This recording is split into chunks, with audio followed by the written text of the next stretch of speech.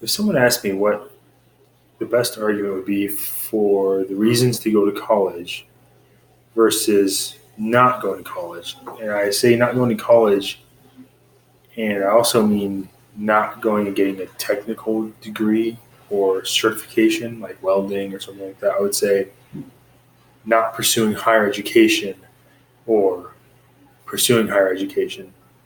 There's a few different reasons for it.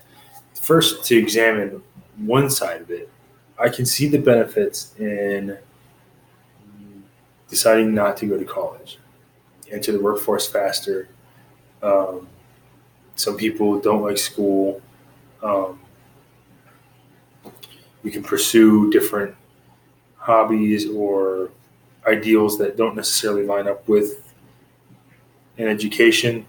But now, looking at the other side of it, I think that there's a lot more that errs on the side of going to college or getting a higher education than not. And there's a few of them that go with it. And the first one would be that people who earn a college degree earn more money than those who don't. And that's just a fact. In fact, I have some statistics here for you. And it's so this is the median weekly salary of someone who didn't get a high school diploma. So $5.15 a week. That's like, 12 bucks an hour or something like that. So no high school diploma, $5.15 a week. This is the median weekly income of someone with a high school degree. $7.18 a week. A little better, not bad, but yeah, I think this is the median income. It's not. This isn't a 19-year-old. This isn't this. This is someone who just didn't get a high school or just only finished a high school degree. Finally, this is the median income, weekly income of someone who went ahead and got a college degree. It's $11.89 a week. That's, so I think it's like 42 grand a year. That's rough math, right off the top of my head. Anyways, so you can tell that. I mean, what is that? Huge, 515 to 1189. Let's say 718 is what a high school diploma. That's almost 80% more just based off of going to get a degree. So it seems to make sense to me that someone who graduates college instantly makes more money, and on top of that, your career earnings are through the roof. Compound that just through a year, and you see that you're thousands of dollars ahead. So the argument that I don't have money to pay for college is expensive. Obviously, there's affordable options. Obviously, there's other routes you could take other than getting an $80,000 degree in women's studies. I think that there's a lot more beneficial options, like the one that we pursue here with Columbia Southern. The second point that I want to bring up is the fact that people who have a college degree are less unemployed than those who do not.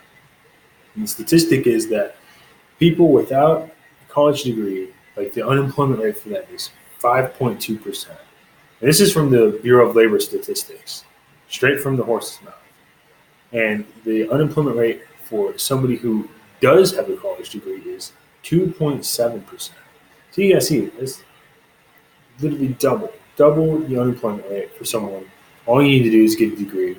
Obviously, get into something competitive, something that you want to do. But if you just have a degree, you're going to be employed more often than someone who does not.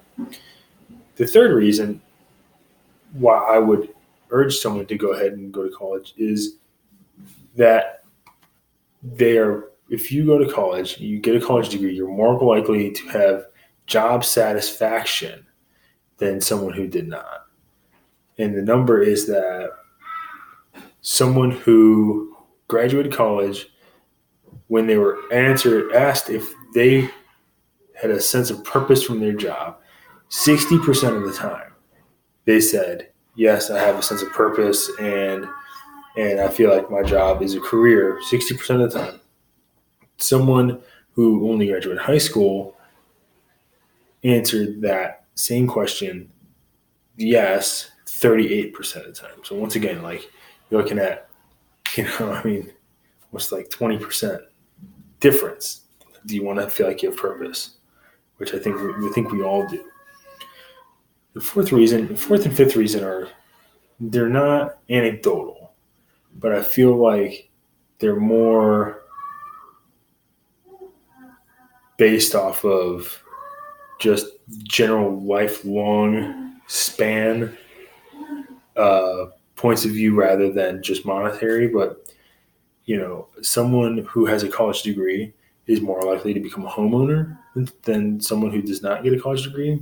The number is that if you get they polled, it was like a Pew poll or something like that, and people who had a college degree were homeowners 75% of the time. Someone who did not have a college degree was a homeowner like 11% of the time.